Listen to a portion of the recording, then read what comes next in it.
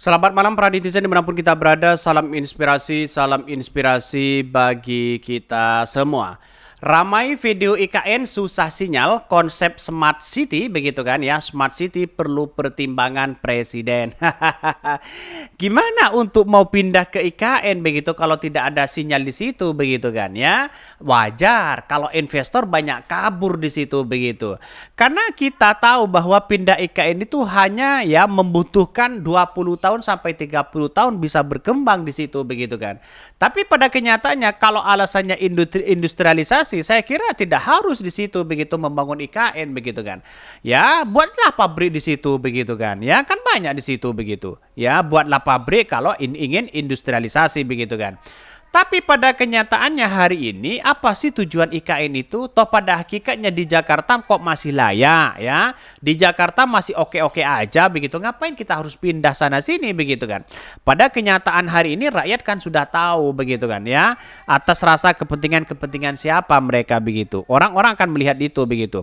Tapi saya yakin dan saya yakin-yakinnya bahwa apa yang kemudian terjadi hari ini mereka ya terkait dengan situasi politik dengan IKN, kalau Anies Baswedan menang, ya mungkin IKN mungkin tidak jadi IKN, tetapi menjadi pusat perekonomian di situ begitu kan ya. Kita lihat saja banyak pro dan kontra di situ. Tapi orang-orang melihat bahwa kenapa kok di IKN masih belum ada kemajuan yang sangat drastis ya? Karena mungkin ya harus membutuhkan biaya yang banyak di situ begitu kan. Di situ kan dipakai uang rakyat mereka begitu kan. Ya, yang utangnya sekarang ya katanya sih hampir 8.000 triliun. Bayangkan begitu. Itu yang angka yang fantastis di situ begitu. Apalagi ya membutuhkan waktu yang agak lama untuk memajukan IKN itu. Bisa saja gagal begitu. Bahkan ya ramai video IKN susah sinyal, konsep smart city perlu pertimbangan presiden. Bahkan ya pakai intercom ya, kabel saja itu murah tanpa beli kota dan pulsa. Ya maklumlah IKN berdiri di daerah primitif ya, katanya begitu. Ini komentar-komentar netizen. Tapi bagaimanapun ya, saya setuju sekali IKN itu pindah, tapi bukan hari ini begitu kan. Ya di mana masyarakat hari ini masih dibenturkan dengan kondisi angka kemiskinan ya. Angka kesejahteraan di situ itu masih kurang di situ begitu. Bahkan orang-orang mengatakan wah bagaimana ini IKN begitu di daerah di tengah-tengah hutan begitu kan ya, wajar di situ begitu kan. Karena pada kenyataannya kita lihat saja orang menganggap bahwa kalau tidak ada sinyal gimana begitu. Bukan soal susah sinyal atau ya mudah sekali dibangun. 20 tahun belum mesti rame dan berkembang biaya ya segunung hasil utang. Udahlah proyek gagal itu total katanya begitu. Ini komentar-komentar netizen begitu. Saya kira juga seperti itu, membutuhkan ya sekitar 20 tahun, 30 tahun bisa berkembang begitu kan. Jakarta itu sudah tinggi begitu kan ya. Kalau sudah 20 tahun, 30 tahun, sedangkan ibu kota masih mau menaik di situ begitu kan. Jadi sangat disayangkan begitu kan, karena posisi Jakarta hari ini kan tidak dalam keadaan genting kok begitu kan, baik-baik aja. Ngapain harus pindah begitu?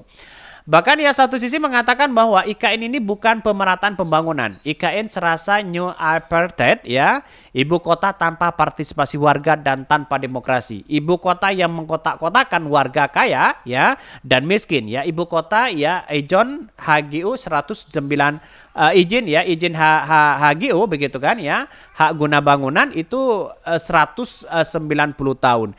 Ini kan gimana logikanya begitu kan? Sangat-sangat disayangkan begitu kan. Karena pada kenyataannya bahwa bangsa kita itu kan sebenarnya di 2030 2045 itu sudah ada kemajuan. IKN kok mau pindah begitu kan?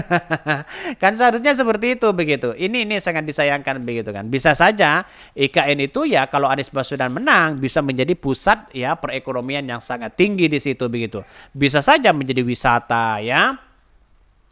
Bahkan ya ramai video IKN susah sinyal, konsep smart city perlu pertimbangan presiden ya. Ibu kota Nusantara IKN merupakan proyek mega yang telah menjadi perbincangan hangat di kalangan masyarakat Indonesia.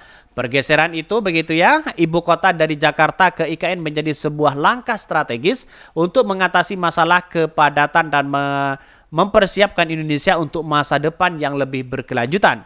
Namun dalam merealisasikan proyek ini ya penting bagi pemerintah khususnya presiden untuk mempertimbangkan konsep smart city guna memastikan keberhasilan dan keberlanjutan pembangunan.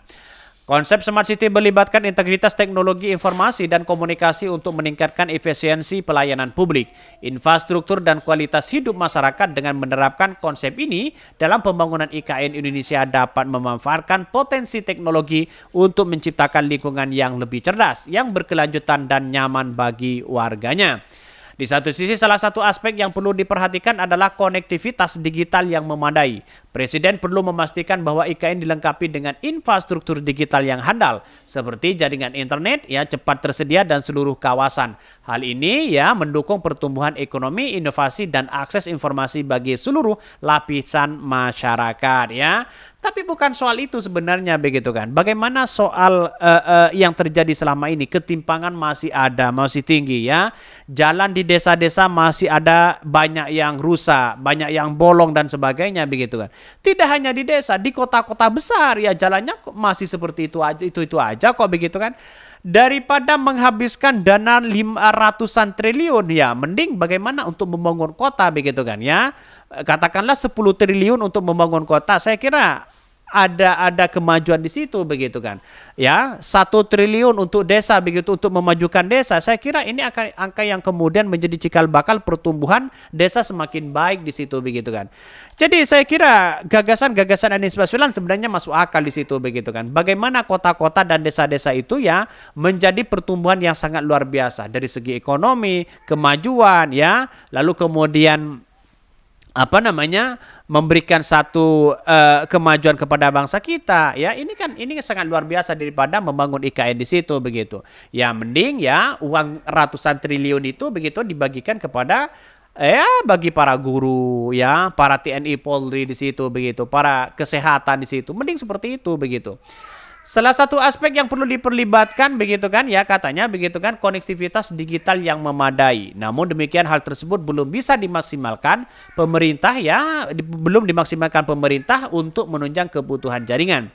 Salah satu TikTok media akun medsos TikTok ya, Nemo Defensor ya, yang mengupload terkait soal tidak maksimalnya jaringan internet di IKN. Di dalam video TikTok ya, dengan jumlah penonton lebih dari 1 juta penonton tersebut menyampaikan bahwa sinyal di IKN masih belum maksimal. Ya, yang soal ya handphone ya, pas di sana itu cuma ada 1 doang. Ya, tahu kan maksudnya itu cuma ada sinyal Telkomsel doang. Tulis ya Nemo Adventure ya di situ begitu. Kita lihat saja ini komentar-komentar netizen loh begitu kan. Bahkan salah satunya, kendati demikian, Alda salah satu pemilik akun ya Neomanfetur yang menuturkan bahwa IKN yang mestinya heritage ya, tetapi tidak lagi ya dukung jaringan yang memadai. Bahkan penting pula bagi Presiden untuk melibatkan masyarakat dalam perencanaan dan implementasi konsep Smart City, namun dengan ketidakstabilan jaringan IKN dapat menghambat itu semua. Bahkan dengan mempertimbangkan konsep Smart City dalam pembangunan IKN, mantan pengurus BEM PTUN ya, Arissa Putri meminta Presiden memastikan bahwa ibu kota baru tidak hanya menjadi pusat administrasi, tetapi juga menjadi teladan global dalam penerapan teknologi ya. Jadi saya kira proyek IKN itu kan ambisius sebenarnya begitu kan, kalau kita melihat dengan hal ini. Tapi pada kenyataannya lihat saja masyarakat menginginkan bahwa bukan IKN, tapi bagaimana kesejahteraan itu begitu kan bagi bangsa dan negara kita. Tapi kalau ujung-ujungnya seperti itu, wallahu a'lam ya, saya kira bahwa di kepemimpinan Presiden Pak Jokowi itu bukan saatnya sih membangun IKN begitu kan, karena di tengah-tengah masyarakat masih mengalami kesulitan yang sangat luar biasa di pandemi begitu kan ya. Terus kemudian setelah pasca pandemi kita lihat saja di situ begitu ya perekonomian masih belum stabil. Oke, mungkin itu yang kami sampaikan. Tonton terus channel Ho dari Podcast Rakyat ini karena ada berita-berita menarik dan viral setiap harinya. Salam para netizen, salam inspirasi bagi kita semua. Jangan lupa di subscribe channel YouTube Ho dari Podcast Rakyat ini.